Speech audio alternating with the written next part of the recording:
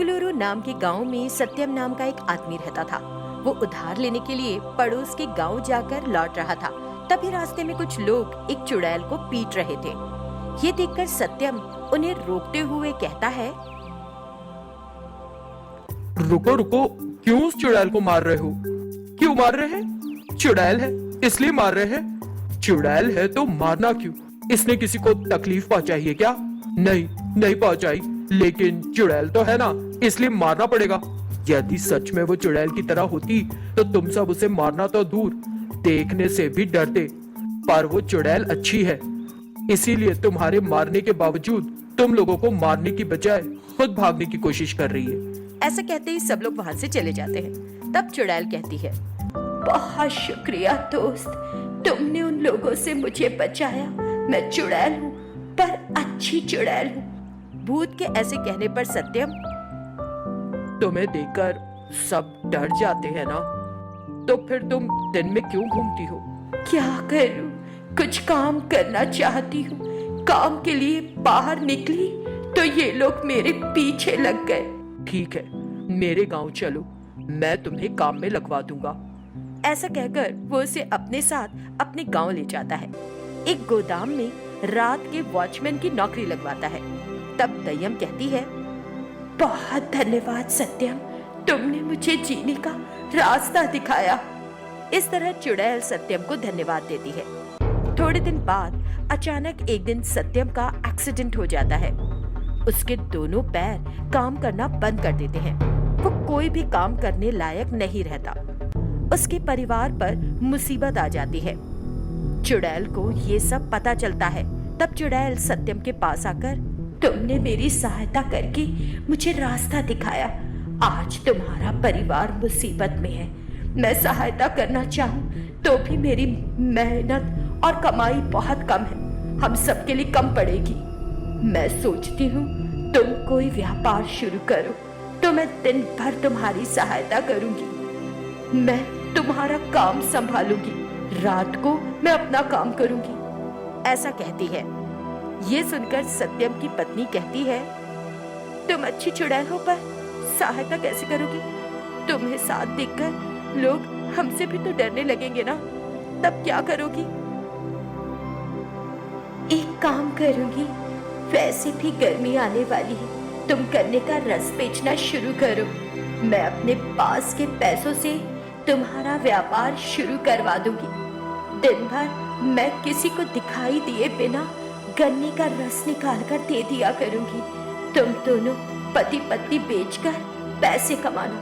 इस तरह शायद मैं तुम्हारे काम आऊं तो मुझे बहुत खुशी होगी। उन दोनों को ये बात पसंद आती है। दूसरे दिन से ही चुड़ैल बिना किसी को दिखाई दिए रस निकाल कर देती है और सत्यम दंपत्ति बर्फ डालकर रस को बेचने लगते हैं। ये देखकर एक व्यक्ति सत्यम से कहता है, जाने दो सत्यम, भगवान ने तुम्हारी परीक्षा ली, पर तुमने जीने का दूसरा रास्ता निकाल ही लिया है ना। हमारे साथ कुछ भी हो तो उसके लिए भगवान या भूतों को दोष देकर खुद को धोखा देते हैं। मेरे पैरों ने काम करना बंद कर दिया, फिर भी मैं अपने ही पैरों पर खड़े होने का फैसला किया। इस तरह एक चुड़ैल की सहायता से सत्यम और उसकी पत्नी जीवन खुशी के साथ और आराम से बिताते हैं। मल्लापुर गांव के बगल ही के जंगल में एक पेड़ पर कावेरी और शारदा नाम के दो भूत आराम से बैठकर बातें कर रही हैं। तभी एक साधु बड़ी मुश्किल से पेड़ के नीचे पहुंचकर नीचे गिर जाता है।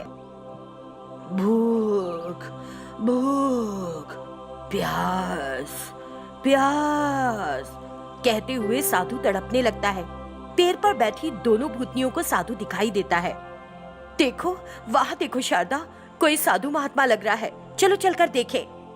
कहते हुए दोनों भूतनियां नीचे पड़े हुए साधु के पास आती हैं। भूख लगी है, खाना खिलाओ, प्यास लगी है, पानी पिलाओ। साधु को ऐसा कहते देख दोनों भूतनियों को दया आती है। लगता है भूख प्यास से मर जाएगा, हम लोग कुछ मदद करते हैं।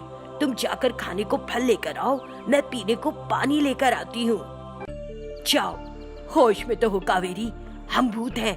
भूतों को दया माया नहीं करनी चाहिए, हमें तो कठोर होना चाहिए। भूख भूख, पानी पानी। जाओ शारदा, मैं जैसा कहती हूँ वैसा करो। भूत हो इसका मतलब ये नहीं कि भूखे को खाना मत दो, प्यासे को पानी ना पिलाओ। ऐसा किसने कहा है? शारदा जाओ, जाकर पानी ले आओ। ऐसा कहकर कावेरी भूत फल लाने चली जाती है। कावेरी भूत फल, शारदा भूत पानी लेकर साधु के पास आते हैं। दोनों फल और पानी रखते हैं। शारदा, हम लोग इसे इस तरह भूत की तरह फल पानी दें तो डरकर भाग सकता है, इसलिए हम मनुष्य जैसी बन जाती हैं। ऐसा कहकर दोनों भूतनियां सामान्य लड़कियां बन जाती हैं। अरे महात्मा जी, आपके लिए फल और पानी लाई है। ये सुनकर महात्मा उठकर बैठ जाता है, लेकिन सामने सुंदर लड़कियां देखकर ना ही खा पाता है ना ही पानी पी पाता है। मुझे क्षमा करना, सामान्य मनुष्य मुझे खिलाए तो मैं नहीं खा सकता, पकड़ कर खिलाए तब भी नहीं। मैं शापग्रस्त हूँ बेटी। थोड़े दिन पहले इसी जंगल में, इसी तालाब के किनारे नहाकर मैं अपना उपवास तोड़ने के लिए फल लाकर रखा था। तभी एक भूखा भूत आकर उन फलों को खाने लगा। मैं गुस्से से भूत को भगाकर उसके खाते हुए फलों को भी छीन लिया। तब वन देवी मुझसे क्रोधित होकर, तुम भूखे होगे पर खा नहीं पाओगे, प्यास लगेगी पर पानी नहीं पी पाओगे, यही तुम्हें मेरा श्राप है। लेकिन देवी ने इस श्राप से मुक्ति कैसे मिलेगी, ये नहीं बताया है क्या आपको? बताया है बेटी। अच्छे मन वाले भूतों के दिए फल खाऊं, पानी पीऊं तो श्राप मुक्त हो जाऊंगा।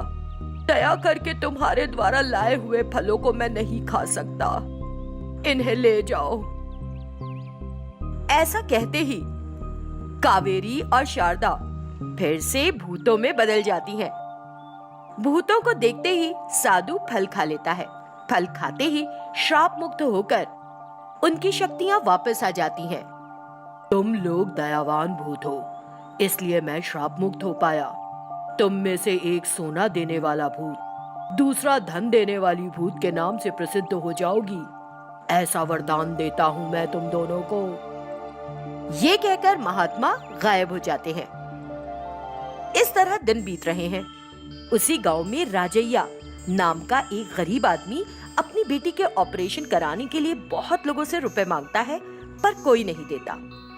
तब वो निराश होकर आत्महत्या करने जंगल जा रहा होता है।